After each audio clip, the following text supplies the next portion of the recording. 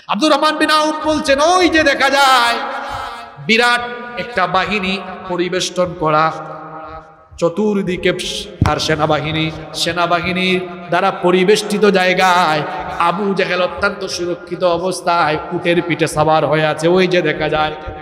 আব্দুর রহমান বিন আউফ বলছেন, যখনই আমি দেখায়া দিলাম, দেখায়া দেওয়ার সঙ্গে সঙ্গে মুয়াজ আল্লাহু আকবার গর্জন দিয়ে এত দ্রুত বেগে আবু জেহেলের দিকে চলে গেল। দ্রুত বেগে গিয়েই তার তরবারি দিয়ে আবু জেহেলের পায়ের মধ্যে আঘাত করে তার পাটাকে কেটে মাটিতে ফেলে দিল। আল্লাহু আকবার। একটা কূপ মারল, তলোয়ারের একটা আঘাতে আবু জেহেলের পা পড়ে গেল। দুনিয়ায় এখনো বহু আবু জাহাল আছে। এই আবু জেহেলীয় চরিত্রের লোকেরা তারা জানে না কিভাবে কখন তাদের পতন হবে, ঠিক কিনা? সংখ্যায় বেশি হইলেই বিজয়ী হওয়া যায়, আর সংখ্যায় কম হলে বিজয়ী হওয়া যায় না। এটা একটা ভুল কথা।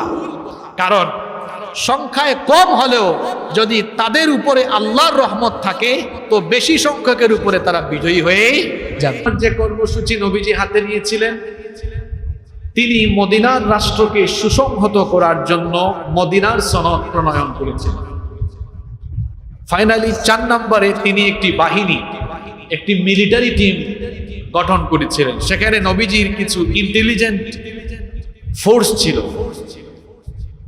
নবী করিম সাল্লাল্লাহু আলাইহি ওয়াসাল্লাম তাদেরকে বিভিন্ন জায়গায় অভিযানে পাঠাতেন এবং মদিনার রাষ্ট্রকে আভ্যন্তরে এবং বহিরাগত শত্রুদের থেকে মদিনাকে হেফাজত করার জন্য এই বাহিনীকে তিনি ব্যবহার করতেন।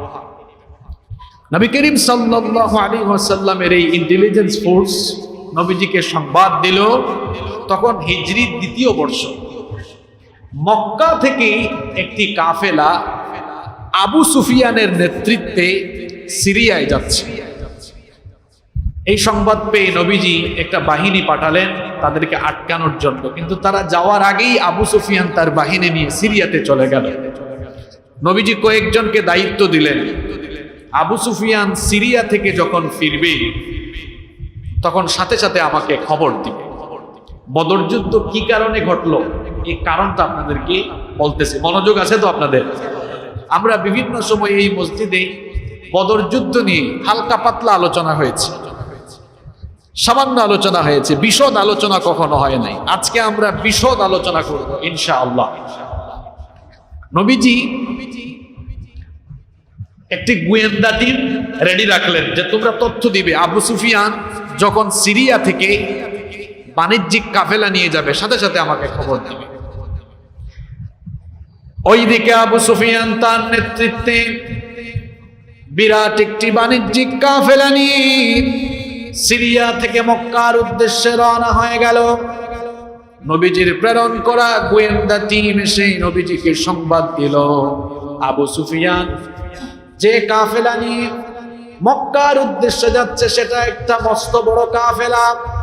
সেই কাফেলাটা এত বড় ছিল, 1000 উটের পিঠে 50,000-এরও বেশি স্বর্ণ মুদ্রার মালামাল সেখানে বোঝাই করা ছিল। এই সংবাদ যখন নবীজির কাছে পৌঁছালো, নবীজি সঙ্গে সঙ্গে তার সামনে উপস্থিত সাহাবীদেরকে বললেন, আমার সাহাবীরা শোনো শোনো, আবু সুফিয়ান তার নেতৃত্বে যে বাণিজ্যিক কাফেলা নিয়ে মক্কায় যাচ্ছে, হাজার হাজার স্বর্ণ মুদ্রা, হাজার হাজার স্বর্ণ মুদ্রার মালামাল বুঝাইকৃত বিরাট এই কাফেলা নিয়ে তারা যদি মক্কায় চলে যায়, তাহলে তারা এই সম্পদগুলোকে সামরিক, রাজনৈতিক এবং অর্থনৈতিক ভাবে ব্যবহার করে আমাদেরকে ধ্বংস করার উদ্দেশ্যে এগুলো তারা কাজে লাগাবে। সুতরাং আবু সুফিয়ানের এই বাণিজ্যিক কাফেলা মক্কায় যাওয়ার আগেই আমাদেরকে বাধাগ্রস্ত করতে হবে। তার এই কাফেলা কোনোভাবেই যেন মক্কায় না পৌঁছায়, কারণ মক্কায় যদি চলে যায় এই ধন সম্পদগুলো তারা রাজনৈতিক, অর্থনৈতিক আর সামরিক কাজে ব্যবহার করে আমাদেরকে ধ্বংস করার জন্য কাজে লাগাবে, মদিনার রাষ্ট্রকে তারা ধ্বংস করে দিতে পারে। সুতরাং মদিনার এই ইসলামী রাষ্ট্রকে সুসংহত রাখার জন্য আর আমাদের সকল মুসলমানদের নিরাপত্তার জন্য ওই কাফেলাকে অভিযান দিয়ে আটকিয়ে দিতে হবে। এজন্য নবীজি বললেন, এই মুহূর্তে এক্ষুনি তোমাদের যাদের সাথে চলার বাহন আছে আমার সাথে বের হও। কিছু সাহাবীরা বললেন, ওগো আল্লাহর রাসূল, আমাদের চলার যে বাহন সেটা তো আমরা চারণ ভূমিতে ঘাস খেতে দিয়েছি, আমাদেরকে কিছু সময় দেন, আমরা সেই বাহন নিয়ে আসি। নবীজি বললেন, না, আমরা তো কোনো যুদ্ধে যাচ্ছি না, একটা অভিযানে যাচ্ছি। যদি আমরা দেরি করি তাহলে আবু সুফিয়ান তার কাফেলা নিয়ে চলে যাবে। সুতরাং যাদের চলার বাহন আছে, যাদের বাহন প্রস্তুত আছে, তারা আমার সঙ্গে চলো। এবার দেখা গেল নবীজির ঘোষণার পরে এক এক করে 313, কোন বর্ণনায় এসেছে 314, কোন বর্ণনায় এসেছে 317, কোন রওয়ায়াতে এসেছে 319, 313 বা তার চেয়ে কিছু বেশি সৈন্য নিয়ে নবীজি এবার রওনা দিলেন। যেহেতু নবীজি অভিযানের উদ্দেশ্যে বের হয়েছিলেন, যুদ্ধ করার উদ্দেশ্য ছিল না, এই জন্য সবাই সেখানে অংশগ্রহণ করাটাও বাধ্যতামূলক ছিল না। যার কাছে বাহন ছিল, নবীজির ঘোষণা শুনে সঙ্গে সঙ্গে নবীজির সঙ্গে তারা রওনা দিলেন। নবীজির 313 জনের এই বাহিনীতে মাত্র 2টা উট ছিল, মাত্র 2টা ঘোড়া ছিল, আর 70টা উট ছিল। 2টা ঘোড়া আর 70টা উট নিয়ে 313 জনের বাহিনী এবার আস্তে আস্তে করে তারা রওনা দিলেন।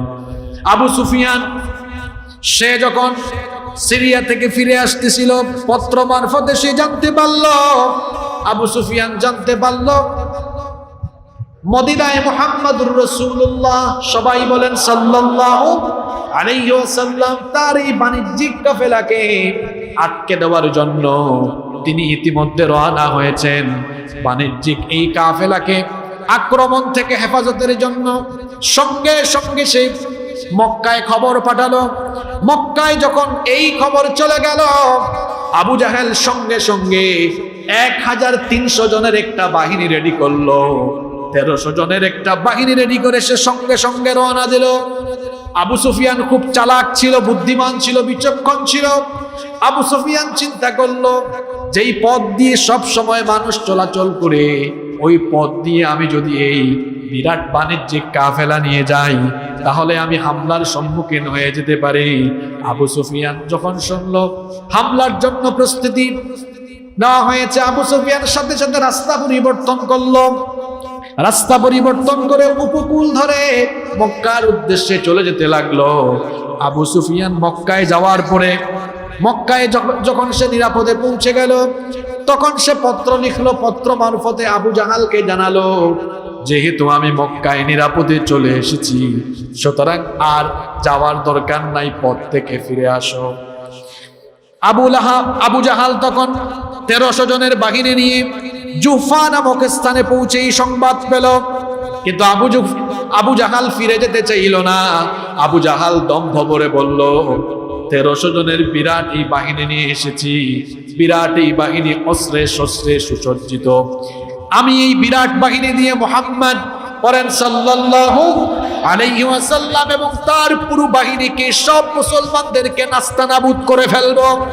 অহংকারের সাথে সে বলল, আমি এসেছি মক্কায়, আর ফিরে যাব না, সবাইকে একেবারে কচুকাটা করব। সেখানের মধ্যে আখনাস বিন শারিক আস-সাকাফি ছিলেন, তার সাথে বনু জাহারা গোত্রের 300 জন লোক ছিলেন, 300 সৈন্য ছিল। আখনাস বললেন, যেহেতু আবু সুফিয়ান তার কাফেলা নিয়ে মক্কায় চলে গিয়েছে, সুতরাং আমরা আর যুদ্ধে যাব না। এবার আখনাস তার 300 বাহিনী নিয়ে যুদ্ধে না গিয়ে সে চলে গেল। তাহলে 1300 জন থেকে 300 জন কমে গেল, থাকলো কত? আরো জোরে বলেন, কত থাকলো? 1000। 1000-এর এই বাহিনী নিয়ে আবু জাহাল এবার দম্ভ করে চললো। সে বলল, তোমরা চিন্তা করো না, ভয় পেও না, মাত্র 300 জন চলে গেছে, আমরা আরো 1000 আছি, সবাই প্রশিক্ষিত, অস্ত্র শস্ত্রের অভাব নাই, খাবার দাবারের অভাব নাই, প্রতিদিন আমরা উট জবাই করব আর মজা করে খাওয়া দাওয়া করব। আমাদের সাথে কিছু গায়িকা এনেছি, তারা আমাদের মনোরঞ্জনের জন্য গান পরিবেশন করবে, আমরা মদ পান করব আর তাদের গান শুনবো। আমরা 3 দিন সেখানে অবস্থান করে সবগুলাকে কচুকাটা করে তারপরে আমরা বিজয়ী হয়ে মক্কায় ফিরে আসব। আবু জাহাল এই প্রত্যয় নিয়ে তার বাহিনী নিয়ে আস্তে আস্তে করে এগুতে লাগলো।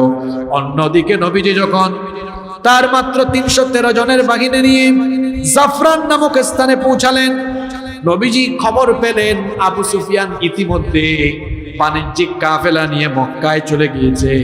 অন্যদিকে আবু জাহাল বিরাট 1000 বাহিনী নিয়ে হামলার উদ্দেশ্যে যুদ্ধের জন্য সে রওনা দিয়েছে। এখন নবীজি তো 313 জনের বাহিনী নিয়ে বের হয়েছেন যুদ্ধ করার জন্য নয়, অভিযানের জন্য। যুদ্ধ আর অভিযান এক জিনিস নয়। নবীজি প্রথমে বের হয়েছিলেন যুদ্ধ করার জন্য না কাফেলা আটকানোর জন্য। আর ওই কাফেলাতে মাত্র ছিল 40 জনের একটা জওয়ান দল যারা কাফেলাকে নিয়ে যাচ্ছিল। তো নবীজি যুদ্ধ করার জন্য আসেন নাই। নবীজি যখন শুনলেন আবু জাহাল বিরাট ওই 1000 বাহিনী নিয়ে আসতেছে, এবার করণীয় ঠিক করার জন্য নবীজি মদিনা থেকে 68 কিলোমিটার দক্ষিণে রাওহা নামক স্থানে অবতরণ করার পরে তিনি এবার সাহাবীদের মধ্যে যারা সিনিয়র সাহাবী ছিলেন তাদেরকে তিনি ডাকলেন, একটা বৈঠক আহ্বান করলেন। নবীজি তাদের কাছে জানতে চাইলেন, আমরা তো যুদ্ধের জন্য আসি নাই, মাত্র 2টা ঘোড়া আর কিছু উট আমাদের সাথে আছে, সবাই তো যুদ্ধ করার জন্য আসে নাই, যুদ্ধের কোনো প্রস্তুতি নাই। অন্যদিকে আবু জাহাল তার বিরাট বাহিনী নিয়ে চলে আসতেছে, আমরা কি এখন মদিনায় ব্যাক করব, মদিনায় চলে যাব, নাকি আমরা আল্লাহর উপর ভরসা করে যুদ্ধের ময়দানের দিকে যাব? সাহাবীদেরকে নবীজি ডাকলেন, সাহাবীদের কাছ থেকে পরামর্শ চাইলেন। প্রথমে নবীজি পরামর্শ চাইলেন আবু বকর রাদিয়াল্লাহু আনহুর কাছে। আবু বকর রাদিয়াল্লাহু আনহু বললেন, নবী গো, আপনি যা ভালো মনে করেন তাই হবে, আপনার সিদ্ধান্ত যা, আমার সিদ্ধান্ত হলো তা। নবীজি এবার ওমর রাদিয়াল্লাহু আনহুর কাছে পরামর্শ চাইলেন। বলেন তো ওমর যে মানুষ, তিনি যুদ্ধের কথা শুনলে পিছিয়ে যাওয়ার কি সম্ভাবনা আছে নাকি? নবীজি বললেন, ওমর তোমার সিদ্ধান্ত কি? নবীজি বললেন, ইয়া রাসূলুল্লাহ, এই তো সুযোগ পেয়েছি, পিছনে যাওয়ার আর সুযোগ নাই। আল্লাহু আকবার। ওমর তো পিছনে যাওয়ার মতো মানুষ না। এখন মুসলমানদের মধ্যে ওমর রাদিয়াল্লাহু আনহুর মতো সাহসী মুসলমান পুরুষের অভাব আছে। যদি ওমর রাদিয়াল্লাহু আনহুর মতো সাহসী পুরুষ, সাহসী যুবক মুসলমানদের মধ্যে থাকতো, তাহলে ইসলাম নিয়ে এই দেশে এত ছিনিমিনি খেলার সুযোগ কেউ পেত না। ওমর রাদিয়াল্লাহু আনহু বললেন, ইয়া রাসূলুল্লাহ সাল্লাল্লাহু আলাইহি ওয়াসাল্লাম, এতদিন ধরে তো অপেক্ষায় আছি, কাফেরগুলোরে পাবো আর সাইজ করব, আর পিছনে যাওয়ার সুযোগ। নবীজি পরামর্শ চাইলেন আরেকজন মুহাজির সাহাবী মিকদাদ ইবনুল আসওয়াদ রাদিয়াল্লাহু আনহু, তিনি দাঁড়িয়ে গেলেন। তিনি দাঁড়িয়ে অত্যন্ত তেজস্বী ভাষায় বললেন, তিনি বললেন, ইয়া রাসূলুল্লাহ, সবাই পড়েন সাল্লাল্লাহু আলাইহি ওয়াসাল্লাম, ইমদি লিমা আরাকাল্লাহ ফানাহনু মাক। আল্লাহ আপনাকে যেদিকে আদেশ করেছেন, আল্লাহর দেখানো পথে আমাদেরকে নিয়ে চলুন। ফানাহনু মাক, আমরা আপনার সাথে আছি।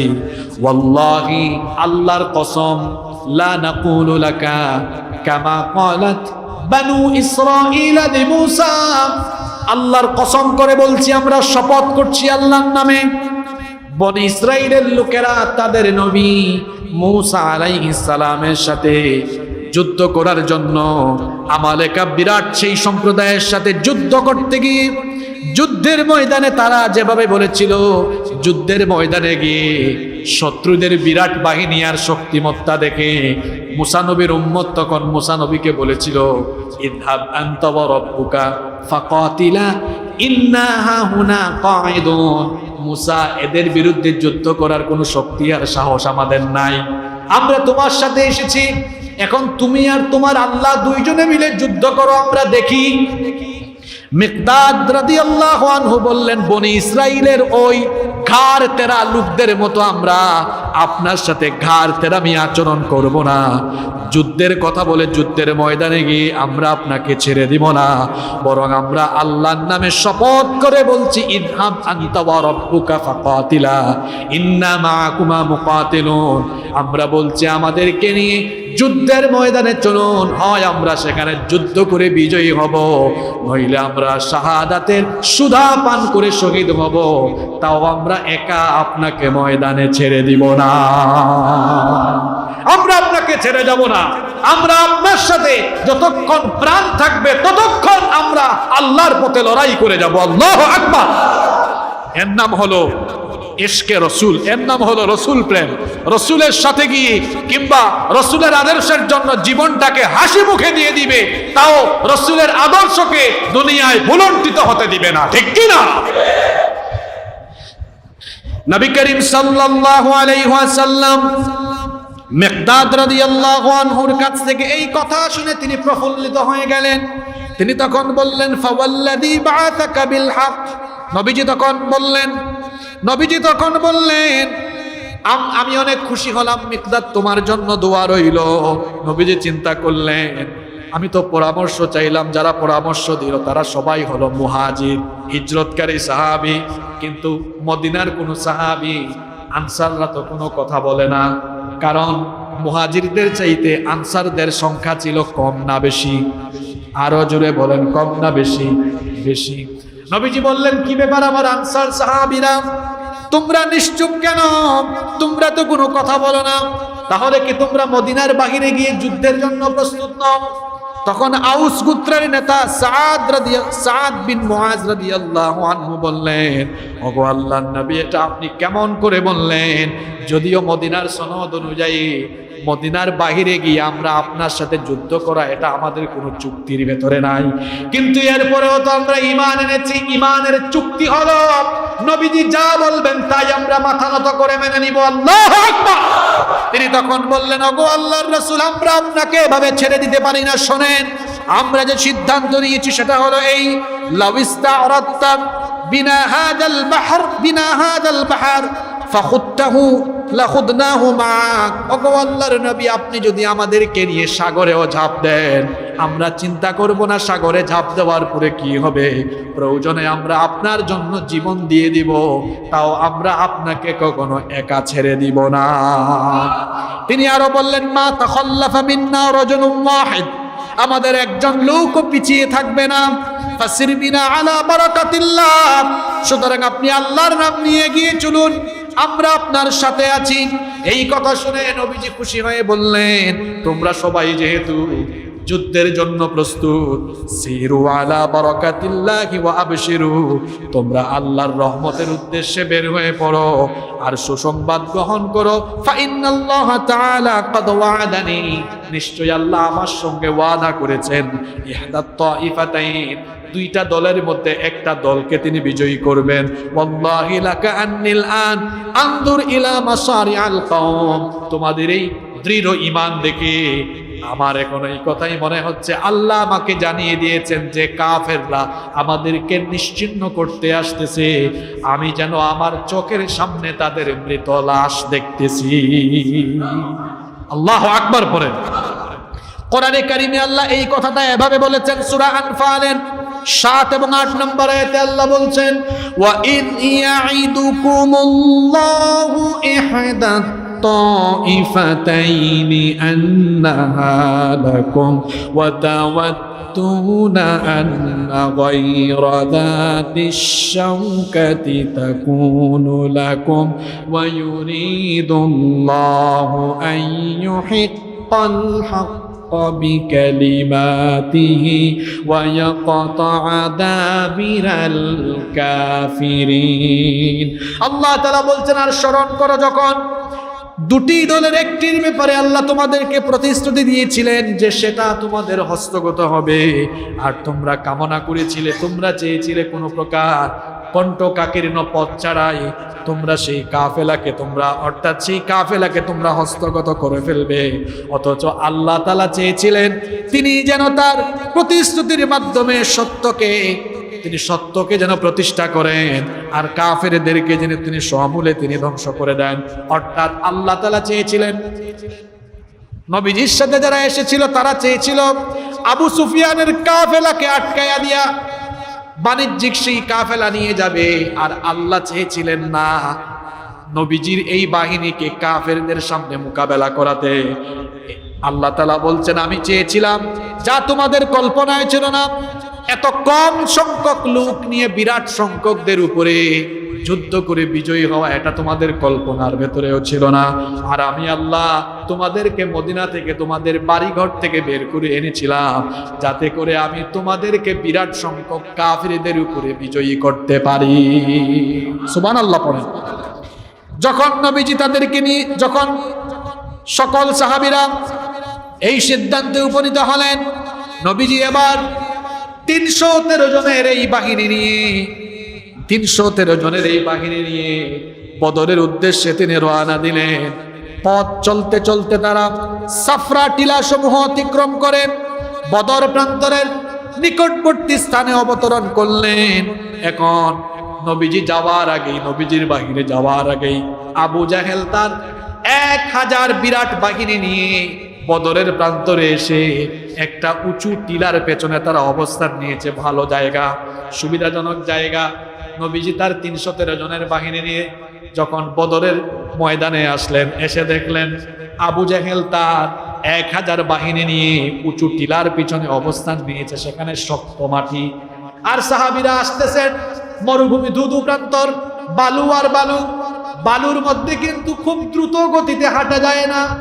বালুতে যারা হাঁটছেন তারা জানেন দ্রুত গতিতে হাঁটা যায় না। এক পা সামনে দিবেন তো আরেক পা পিছনে যাবে। এখন সাহাবীরা লক্ষ্য করে দেখলেন যে আবু জেহেল তাদের আগেই তার বাহিনী নিয়ে চলে এসেছে। তার বাহিনী নিয়ে এসে একটা সুবিধাজনক জায়গায় অবস্থান নিয়ে ফেলেছে। কিন্তু সাহাবীরা ঠিক মতো হাঁটতেও পারতেছেন না। মরুভূমির বালি, অন্যদিকে রমজান মাস, সবাই ক্লান্ত হয়ে গিয়েছেন। মরুভূমির বালির মধ্যে হাঁটতে পারতেছেন না। নবীজি যখন তার বাহিনী নিয়ে সেই জায়গায়, নিচু জায়গা অবস্থান করলেন, ধুলাবালি, মরুভূমির বালি, সেখানে আল্লাহ তাআলার পরিকল্পনা কেমন ছিল, যদি এই বালুর মধ্যে অবস্থান করে ওই রাতে, যুদ্ধের আগের রাতে যদি সাহাবীদের মনের মধ্যে এই চিন্তা আসে, আমরা যে যুদ্ধ করতে আসলাম, এসে তো ভালো জায়গায়, সুবিধাজনক জায়গায় অবস্থান নিতে পারলাম না, মনে হয় বিজয় আমাদের ভাগ্যে নাই, এমন চিন্তা যেন না আসে। এই জন্য সন্ধ্যার পরে দেখা গেল আল্লাহ তাআলা আসমান থেকে রহমতের বৃষ্টি নাজিল করে সেই ধুলাবালি যুক্ত মরুভূমিকে, বালুগুলোকে আল্লাহ শক্ত বানায়া দিলেন। আচ্ছা, বৃষ্টির পানি পড়লে, বৃষ্টি পড়লে বালু মাটি, যেখানে মাটি কি কাদাযুক্ত হয় নাকি আরো শক্ত হয়? একদম বসে যায়, তখন ভালোভাবে হাঁটা যায়। আল্লাহ তাআলা রহমতের বৃষ্টি নাজিল করলেন। দীর্ঘ পথ হেঁটে এসে যারা ক্লান্ত ছিলেন, রহমতের বৃষ্টি পেয়ে সবাই প্রশান্তি অনুভব করলেন। সবাই তখন আরাম করে ঘুমিয়ে গেলেন। আর দেখা গেল বালু মাটিগুলো শক্ত হয়ে গেল, পা ফেলতে এখন সুবিধা হয়। অন্যদিকে আবু জাহেল তার বাহিনী নিয়ে এসে সুবিধাজনক জায়গায় অবস্থান নিয়েছিল। যখন বৃষ্টি হলো, সবাই বলেন তো দেখি, বৃষ্টির পরে মাটির মধ্যে কি হয়? আরো জুড়ে বলেন। আবু জেহেল তার বাহিনী নিয়ে এখন দেখলো বৃষ্টির পরে কাদা আর কাদা, এবলা থেবলা হয়ে গেল, কাদা আর কাদা। তার বাহিনীর লোকেরা এদিকে হাঁটে পিছলা খাইয়া পড়ে যায়, আরেকজন ওইদিকে হাঁটে পিছলা খাইয়া পড়ে যায়। বৃষ্টির পরে তার বিরাট বাহিনী এবলা থেবলা হয়ে গেল। আল্লাহ এই কাহিনী কোরআনে কারিমে বর্ণনা করেছেন।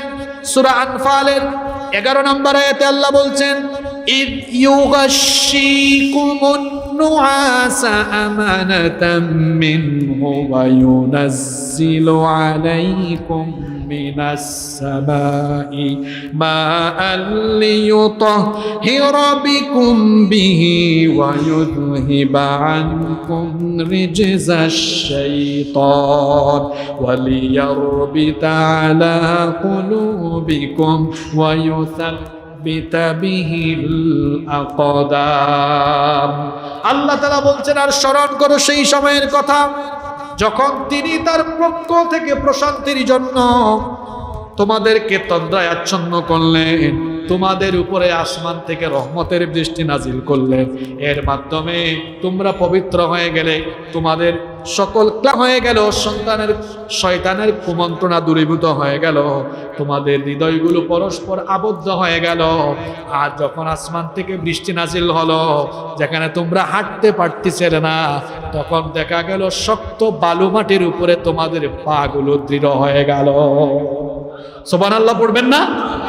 বৃষ্টি হলো, সব সাহাবীদের মনে প্রশান্তি আসলো, রাতের বেলা তৃপ্তি ভরে সবাই পানি পান কইরা একদম নিশ্চিন্ত মনে আরাম করে ঘুমায় গেলেন। সুবহানাল্লাহ পড়ে। যুদ্ধের আগের রাতে সাহাবীরা ঘুমায়া মাথা ঠান্ডা করতেছে, আর ওইদিকে আবু জেহেলের বাহিনী কাদামাটির মধ্যে গড়াগড়ি আছে না নাই? পুরা বাহিনী আবলা থাবলা হয়ে যাচ্ছে। সবাই ঘুমিয়ে আছেন, কিন্তু নবীজি ঘুমান না। নবীজির মাথায় টেনশন, দুশ্চিন্তা। পুরা রাত নবীজি ঘুমান নাই।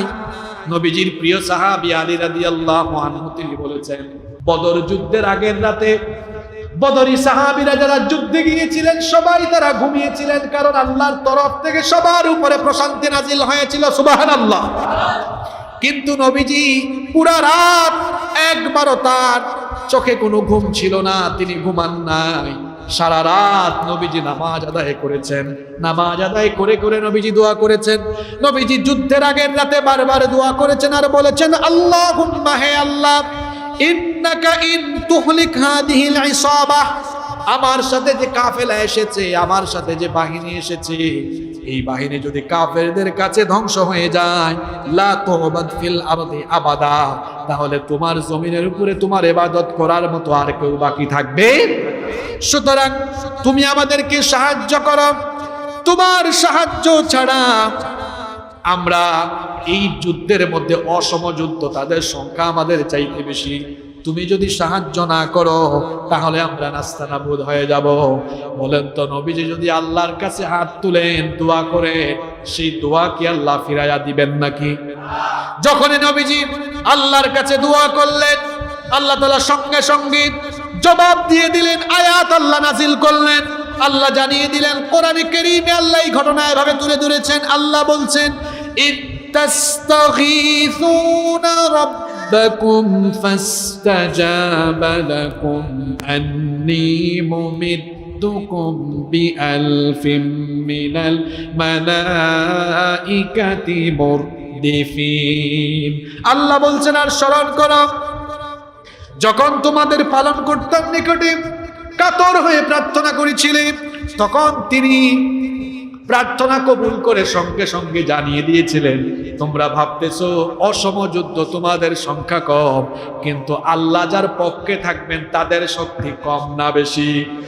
আল্লাহ বললেন, আপনার সাথে নবী বাহিনী কম তো কি হয়েছে, আমি আমার শক্তিশালী ফেরেশতার 1000 বাহিনী, অন্য আয়াতে আল্লাহ বলেছেন 3000 বাহিনী, অন্য আয়াতে আল্লাহ বলেছেন 5000 বাহিনী।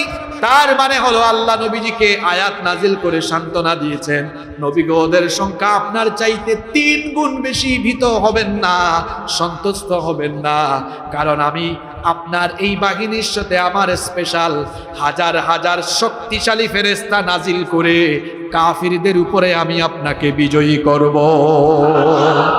আল্লাহ যখন এই ওয়াদা নবীজিকে দিলেন, নবীজি সঙ্গে সঙ্গে ডাক দিলেন, আবু বকর কোথায়?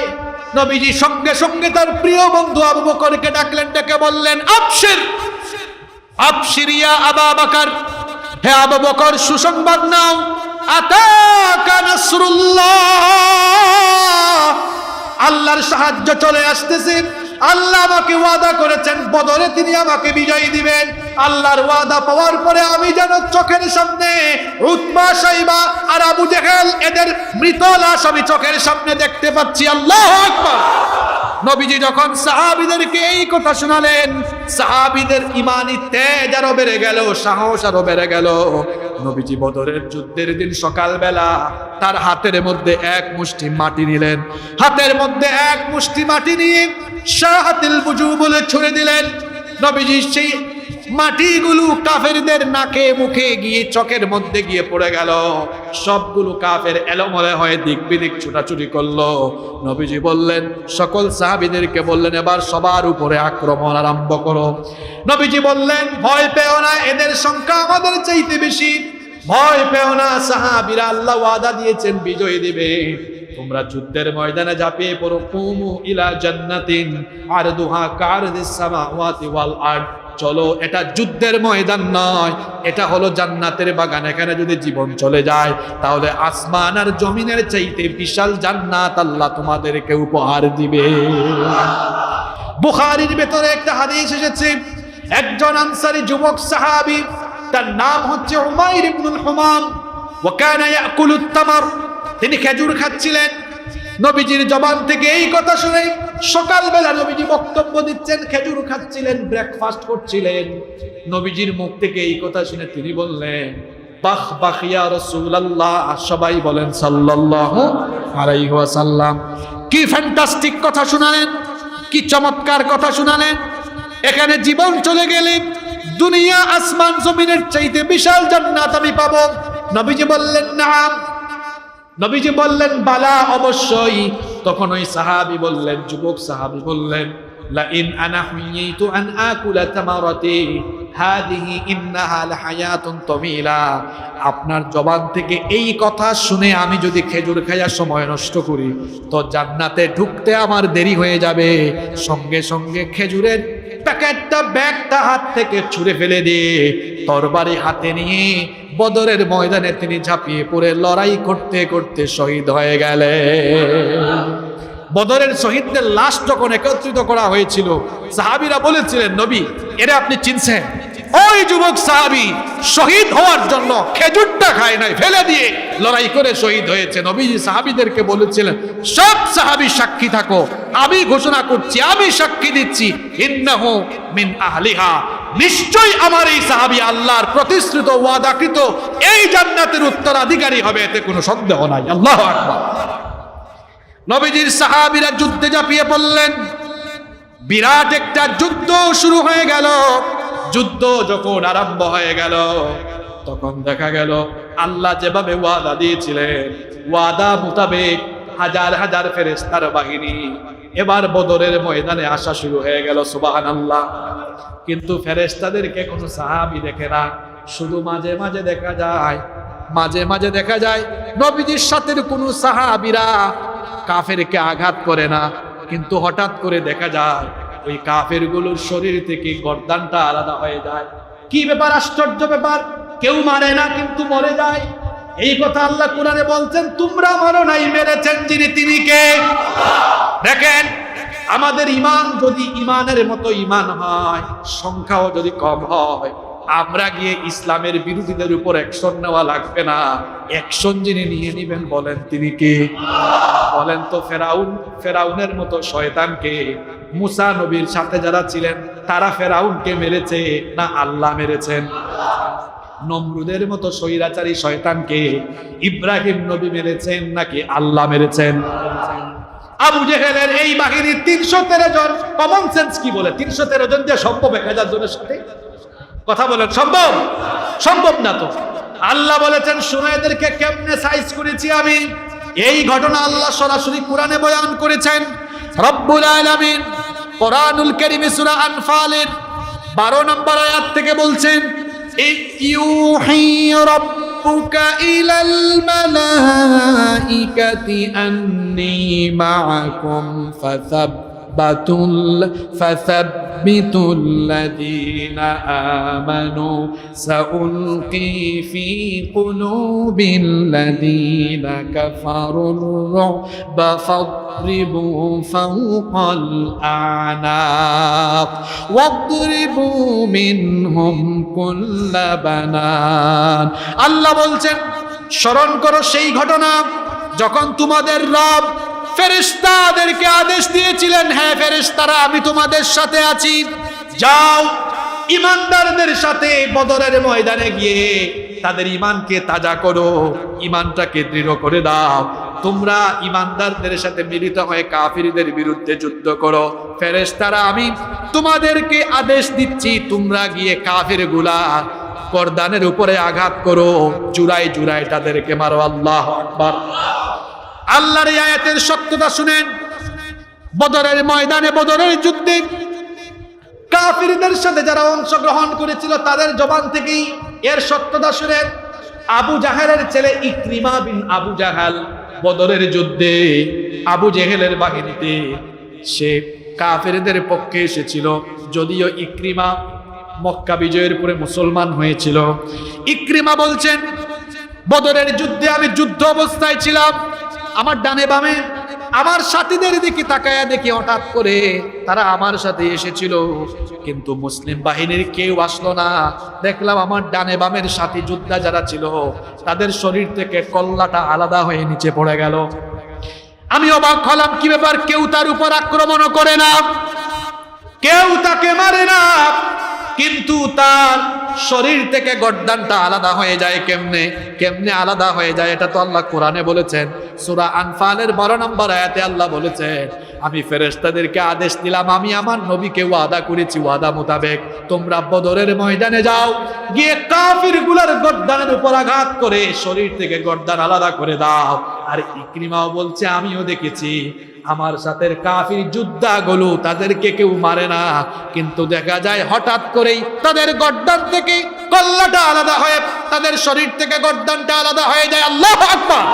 এদেরকে কোনো মুসলিম মারছে না, কিন্তু মারছেন যিনি, তিনি কে? সরাসরি এদের উপরে অ্যাকশন যিনি নিচ্ছেন, সবাই বলেন তিনি কে? এই রকম করে যুদ্ধ চলতেছে, একটা রণক্ষেত্র তৈরি হয়ে গেল। আব্দুর রহমান বিন আউফ এরপরে যুদ্ধক্ষেত্রের মধ্যে, রণাঙ্গনের মধ্যে বিরাট রক্তকয়ী যুদ্ধ আরম্ভ হয়ে গেল। বিরাট রক্তকয়ী যুদ্ধ যখন আরম্ভ হয়ে গেল, দুইজন কিশোর বালক, আফরার দুইজন কিশোর, ছোট্ট দুইটা ছেলে, তারা এদিক ওদিক শুধু তাকাচ্ছে, কাকে যেন খুঁজতেছে। তারা কাকে যেন খুঁজে, কিন্তু তারা পাচ্ছে না। একজন বর্ষিয়ান সাহাবী আব্দুর রহমান বিন আউফ রাদিয়াল্লাহু আনহু তিনি বলছেন, আমি বদরের মাঠে যুদ্ধ করতেছিলাম, কিন্তু দুইটা ছোট্ট ছেলেকে দেখে আমি খুব ডিস্টার্ব ফিল করতেছিলাম। এখানে এত ছোট ছোট দুইটা কিশোর ছেলে কি করে? এই দুইটা ছেলের নাম হচ্ছে মুআজ এবং মুআউইদ। এরা আফরার দুইটা কিশোর ছেলে, দুইটা ছিল আপন ভাই। মুআজ এবং মুআউইজ এই দুইজন বদরের যুদ্ধে চান্স পাইছে কেমনে দেখেন। নবীজি যখন বাহিনী রেডি করেছিলেন, এই দুইটা কিশোর ছেলে এসে বলল, ওগো আল্লাহর রাসূল, আমরা তো দুইজন অত্যন্ত কিশোর, ছোট বয়সী, আমাদেরকে বদরে আপনি অনুমতি দেন। নবীজি বললেন, না, তোমরা ছোট মানুষ, তোমরা যুদ্ধ করতে পারবা না, তোমাদেরকে কোনো অনুমতি দিব না। অবশেষে এই দুই ভাইয়ের মধ্যে বড় ভাই সে বলল, আমি বড়, তাহলে আমাকে অনুমতি দেন। ছোট ভাই এবার বড় ভাইয়ের মুখের দিকে তাকিয়ে বলল, ভাই তুমি এটা কি বললা?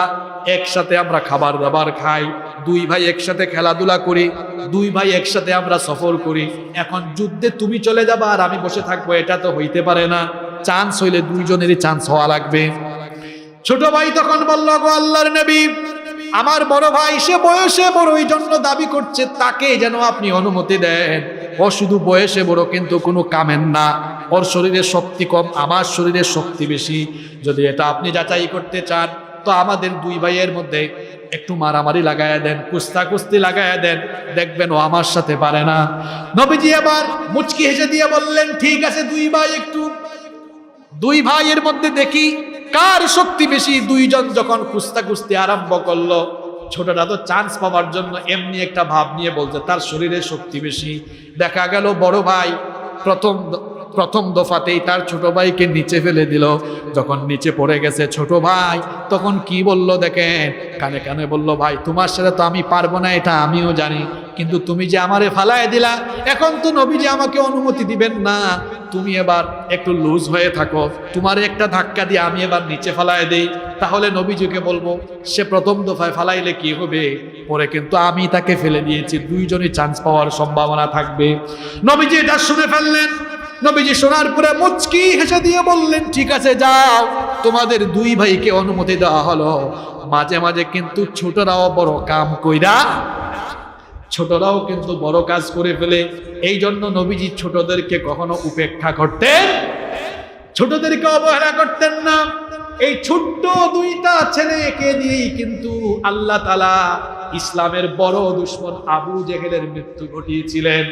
আব্দুর রহমান বিন আউফ রাদিয়াল্লাহু আনহু বলছেন, বদরের যুদ্ধের দিন রণাঙ্গনে যখন তুমুল যুদ্ধ চলছে, তুমুল লড়াই চলছে, এই দুইটা পিচ্চি ছেলেকে দেখে আমি বড় বিরক্ত হলাম যে এই দুইটা ছেলে এখানে কি করবে, কাউকে মারার আগে তারাই তো মরে যাবে। এদের দিকে তাকায় যখন আমি এটা ভাবতেছিলাম, সঙ্গে সঙ্গে দুইটা ছেলে আমার কাছে আসলো, এসে বলল, ইয়া আম্মি, হে চাচা, আরিনি আবা জাহাল, আমাদেরকে একটু আবু জাহাল দেখায় দেন, কোনটা আবু জাহাল? আব্দুর রহমান বিন আউফ অবাক হয়ে গেলেন, এই দুই ছেলে আবু জাহালকে খুঁজে কেন? নবীজি বললেন, তখন আব্দুর রহমান বিন আউফ বললেন, তোমরা আবু জাহেলকে খুঁজতেছো কেন? কারণ কি? দেখেন ছেলে দুইটা ছোট, কিন্তু দিলের ভেতরে নবী প্রেম কেমন ছিল।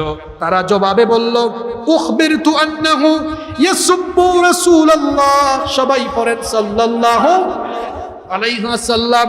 আমরা শুনেছি, আমাদের কাছে খবর আছে, এই লোক আবু জাহাল সে নাকি নবীজিকে সবচেয়ে বেশি গালাগালি করেছে, মক্কায় নাকি নবীজিকে সবচেয়ে বেশি কষ্ট দিয়েছে। এজন্য আজকে বদরের যুদ্ধে আমাদের প্রধান এবং প্রথম টার্গেট হলো আবু জাহেল। একটু আবু জাহাল দেখায় দেন।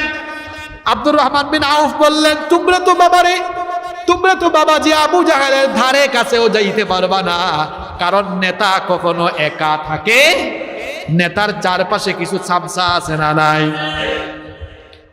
তখন আব্দুর রহমান বিন আউফ বললেন, আবু জাহেলের ধারে কাছে যাওয়া তো বাবা তোমাদের জন্য অনেক কষ্ট হবে। মুআজ এবং মুআউযিদ বললেন, যতই কষ্ট হোক শুধু দেখায়া দেন। কেমনে যাব এটা আমাদের ব্যাপার, শুধু দেখায়া দেন। আব্দুর রহমান বিন আউফ বলছেন, ওই যে দেখা যায় বিরাট একটা বাহিনী পরিবেষ্টন করা, চতুর্দিকে আর সেনাবাহিনীর দ্বারা পরিবেষ্টিত জায়গায় আবু জাহেল অত্যন্ত সুরক্ষিত অবস্থায় উটের পিঠে সাওয়ার হয়ে আছে, ওই যে দেখা যায়। আব্দুর রহমান বিন আউফ বলছেন, যখনই আমি দেখায়া দিলাম, দেখায়া দেওয়ার সঙ্গে সঙ্গে মুআজ আল্লাহু আকবার গর্জন দিয়ে এত দ্রুত বেগে আবু জাহেলের দিকে চলে গেল। দ্রুত বেগে গিয়েই তার তরবারি দিয়ে আবু জাহেলের পায়ের মধ্যে আঘাত করে তার পাটাকে কেটে মাটিতে ফেলে দিল। আল্লাহু আকবার। একটা কূপ মারল, তলোয়ারের একটা আঘাতে আবু জাহেলের পা পড়ে গেল। দুনিয়ায় এখনো বহু আবু জাহাল আছে।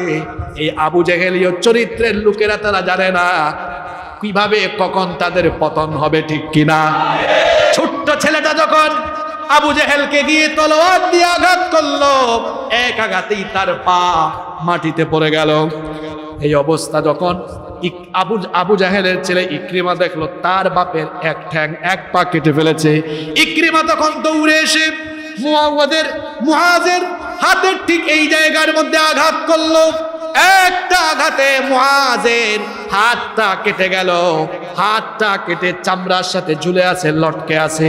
ডান হাত দিয়ে তরবারি চালাইতে পারে না, বাম হাতে এবার তরবারি নিয়েছে। বাম হাতে তরবারি নেওয়ার পরে দেখলো ডান হাতটা এভাবে ঝুলে আছে, ডিস্টার্ব হয়, বিরক্ত লাগে। তখন তার এই হাতটাকে, ঝুলন্ত হাতটাকে পায়ের নিচে ফেলে দিয়ে আল্লাহু আকবার বলে ওই ডান হাতটা ছুঁড়ে ফেলে দিল। তার ভাই মুআউযিদ এসে, দুই ভাই একসাথে এবার আবু জাহেলের উপরে তারা হামলা চালালো। কারণ দুই ভাইয়ের টার্গেট ছিল কয়টা? তারা ভাবছে বড় শয়তানটারে আগে মারা দরকার। দুই ভাই এসে একযোগে হামলা চালালো। একযোগে যখন হামলা চালালো, তখন আব্দুল্লাহ ইবনে মাসউদ রাদিয়াল্লাহু আনহু তিনি দৌড়ে আসলেন। দৌড়ে এসে দেখলেন আবু জাহেলের শ্বাস তখন আসতেছে আর যাচ্ছে এমন অবস্থা। তখন তিনি এসে সর্বশেষ আঘাত দিয়ে আবু জাহেলকে কতল করলেন। আবু জাহেল, উতবা, সাইবা, বড় বড় যত নেতা ছিল, কাফির ছিল, সবগুলা বদরের ময়দানে সবগুলা নিহত হলো। খবর ছড়িয়ে পড়ল বড় নেতাই শেষ। এখন বড় নেতা যদি শেষ হয়, বাদ বাকি কর্মীরা থাকবে না পালাবে? আরো জোরে বলেন, থাকবে না পালাবে? চতুর্দিকে খবর ছড়িয়ে গেল, কুতিলা আবু জাহাল নিহত হয়েছে। এবার যখন যুদ্ধের ময়দানে বড় বড় সকল কাফিরগুলো নিহত, তখন বাদ বাকি ছোট ছোট পাতি নেতা আর কর্মী যারা ছিল তারা এবার আরম্ভ করছে দৌড়াইতে দৌড়াইতে কুল পায় না। 70 জন কাফিরকে ওই বদরের ময়দানে নিহত করা হলো। 70 জন নিহত হলো, 70 জনকে বন্দী করা হলো। আর 313 জনের ক্ষুদ্র এই বাহিনী থেকে মাত্র 6 জন মুহাজির আর 8 জন আনসার, মোট 14 জন শহীদ হয়ে আল্লাহর দরবারে চলে গেলেন। বিরাট অসম এই যুদ্ধে মুসলমানদেরকে সরাসরি মদদ দিয়ে যিনি সাহায্য করেছেন, সবাই গলার আওয়াজ বড় করে বলেন, তিনি কে? এটা ছিল অসম যুদ্ধ, ইসলামের প্রথম যুদ্ধ এবং কঠিন যুদ্ধ। সংখ্যায়ও মুসলমানরা কম, অন্যদিকে কাদের বিরুদ্ধে যুদ্ধ করবে? সবাই তো নিজের রক্তের সম্পর্কে।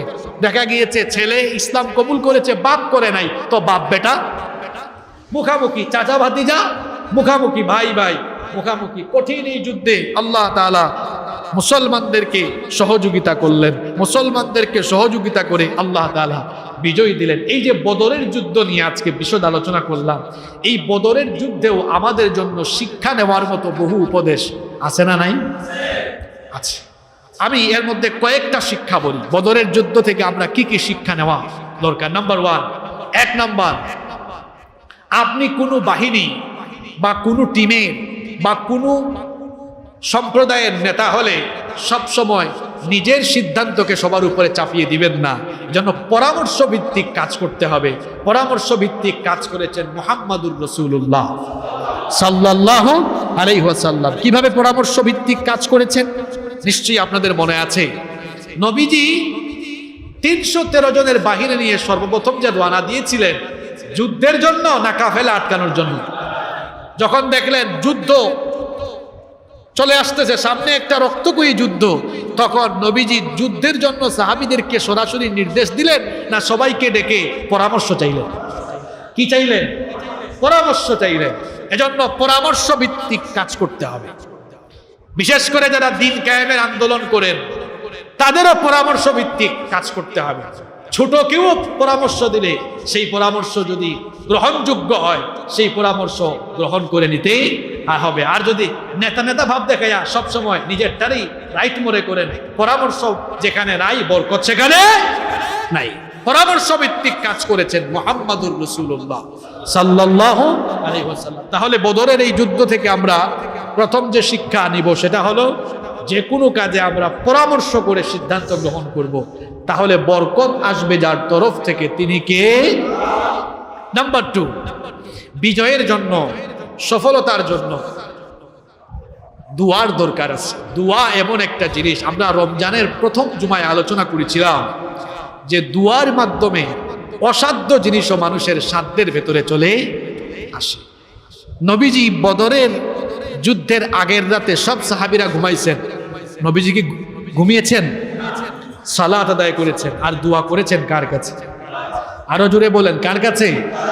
দোয়া কবুল করেছেন কে? বালা মুসিবত, বিপদ আপদ সব সময় দোয়া করতে হবে একজনের কাছে, তিনি কে? কারণ সকল ক্ষমতা যার হাতের মুঠায়, তিনি হচ্ছেন আল্লাহ পাক। তিনি যা চান ফাআলুল লিমা ইউরিদ, আমি আপনি যা চাই তা করতে পারি না, কিন্তু আল্লাহ যা চান তা তিনি করতে। তাহলে বদরের যুদ্ধ থেকে 1 নাম্বার শিক্ষা নিলাম যে কোনো কাজ আমরা পরামর্শ ভিত্তিক করব ইনশাআল্লাহ। 2 নাম্বার, আল্লাহর মদদ আসার জন্য দোয়া একটা অন্যতম মাধ্যম। এজন্য আমরা আমাদের সকল প্রয়োজন দোয়ার মাধ্যমে যার কাছে বলবো, তিনি কে? নাম্বার 3, বদরের 3 নম্বর শিক্ষা হলো সংখ্যায় বেশি হইলেই বিজয়ী হওয়া যায়, আর সংখ্যায় কম হলে বিজয়ী হওয়া যায় না। এটা একটা ভুল কথা। কারণ সংখ্যায় কম হলেও যদি তাদের উপরে আল্লাহর রহমত থাকে তো বেশি সংখ্যকের উপরে তারা বিজয়ী হয়ে যাবে। এজন্য রব্বুল আলামিন কোরআনে কারীমে বলেছেন, কাম মিন ফিআতিন কলিলাতিন গালাবাত ফিআতান কাসীরাতান বিইذনিল্লাহ ওয়াল্লাহু মা'আস সাবিরিন। আল্লাহ তাআলা বলছেন এমন কত বাহিনী আছে যাদের সংখ্যা বেশি থাকা সত্ত্বেও কম সংখ্যক লোকেরা, কম সংখ্যক বাহিনী তাদের উপরে বিজয়ী হয়ে গিয়েছে। কার রহমতে? কার রহমতে? তাহলে সংখ্যায় যদি কম হয় এটা ভাবা যাবে না যে আমাদের সংখ্যা কম, আমরা ইসলাম বিরোধীদেরকে মোকাবেলা করতে পারবো কিনা, এটা কখনো ভেতরে লালন করা যাবে না, এই চিন্তা আনা যাবে না। বরং আল্লাহ যার সাথে আছেন তার শক্তি কম না বেশি? ওই যে গত জুমায় বলেছিলাম, না গত জুমায় না, তার আগের জুমায় বলেছিলাম, হিজরতের রাতে যখন নবীজি আবু বকর রাদিয়াল্লাহু আনহুকে নিয়ে সূর গুহা এসেছিলেন, জাবালুস সূর, সেখানে আসার পরে যখন কাফেরদের একটা দল খুঁজতে খুঁজতে গুহার কাছে চলে এসেছিল, আবু বকর কি বলেছিলেন? আবু বকর বলেছিলেন, নবী গো, আমরা তো 2 জন মাত্র, এরা তো অনেক, এখন যদি আমাদেরকে পাওয়া যায় তাহলে তো শেষ। তখন নবীজি কি বলেছেন? লা তাহজান, লা তাহজান। এটা কত বড় মোটিভেশনাল কথা, লা তাহজান, ভীত হয় না, ইন্নাল্লাহা মা'ানা, আল্লাহ আমাদের সাথে আছেন। তাহলে আল্লাহ যার সাথে আছেন তার শক্তি কম না বেশি? এই বদরের যুদ্ধে আল্লাহ তাআলা নবীজিকে তাই বলেছিলেন, নবীজি আপনি সারা রাত না ঘুমায় ঘুমায় টেনশন করতেছেন, কালকে সকালবেলা দেখবেন আমার তরফ থেকে হাজার হাজার ফেরেশতা নাজিল করে আমি আপনাকে বিজয় দান করব। সুবহানাল্লাহ। তাহলে বুঝা গেল আল্লাহর জমিনে আল্লাহর দ্বীন কায়েম করতে হলে ভেতরে রুহানিয়ত নিয়ে আসা লাগবে। রুহানিয়ত, আধ্যাত্মিকতা বৃদ্ধি করা লাগবে। সরাসরি সম্পর্ক তৈরি করতে হবে কার সাথে? নামাজের মাধ্যমে, তিলাওয়াতের মাধ্যমে, তাহাজ্জুদের মাধ্যমে, সাজদার মাধ্যমে। এটি পাওয়া যায় নবীজি এবং সাহাবীদের জীবনী পড়লে। নবীজি তার সাথে সাহাবীরা দিনের বেলা আল্লাহর দ্বীন কায়েমের কাজ করেছেন, আর রাতের বেলায় সাজদায় মাথাটা নত করে গিয়ে আল্লাহর কাছে ধর্ণা দিচ্ছেন। সুবহানাল্লাহ। বিজয় পেতে হলে এইভাবে ধর্ণা দিতে হবে কার কাছে? তাহলে 3 নাম্বার শিক্ষা হলো সংখ্যায় কম থাকা এটা পরাজয়ের আলামত, এটা মনে করা যাবে না, বরং আধ্যাত্মিকতা বৃদ্ধি করে সম্পর্ক আল্লাহর সাথে তৈরি করতে পারলে বিজয় যার তরফ থেকে আসবে তিনি কে? 4 নাম্বার শিক্ষা হলো বিজয় এটা জোর করে পাওয়া যায় না। যেমন আবু জাহেল বলেছিল আমরা বিজয়ী হয়েই যাব, জোর করে বিজয়ী হওয়া যায় না। বিজয় একজনের তরফ থেকে আসে, তিনি কে? বদরের 5 এবং সর্বশেষ শিক্ষা হলো আবু জেহেল এবং আবু জেহেলীয় চরিত্র, এইগুলোর শেষ পরিণতি অত্যন্ত ভয়াবহ হয়। শেষ পরিণতি অত্যন্ত ভয়াবহ হয়। এবং আপনারা কোরআনে কারীম পড়লে একটা বিষয় ফিল করতে পারবেন, অনুধাবন করতে পারবেন, পৃথিবীর সবগুলা বড় বড় কাফির, বড় বড় স্বৈরাচারী জালিমদের উপরে আল্লাহ তাআলা সরাসরি অ্যাকশন নিয়েছেন। সরাসরি অ্যাকশন নিয়েছেন, কারণ তাদের পাওয়ার, তাদের ক্ষমতার কারণে দুর্বল চিত্তের লোকেরা ভাবে আমরা এদেরকে কখনো শেষ করতে পারবো না। কিন্তু সবার উপরে একজন আছেন, তিনি কে? ফেরাউনকে কেউ শেষ করে নাই।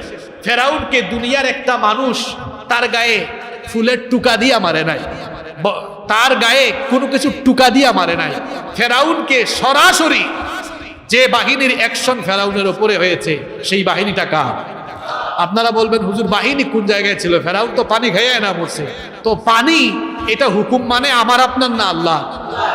পানি হচ্ছে জুনদুম মিন জুনুদিল্লাহ, আল্লাহর সৈনিক। পানির অপর নাম জীবন, আবার পানির অপর নাম মরণ। পানি না থাকলে জীবন বাঁচে না, আবার এই পানি দিয়ে আল্লাহ চাইলে মারতে পারেন মানুষ। গত বছর সিলেটে বন্যা হয়েছিল, মনে আছে আপনাদের?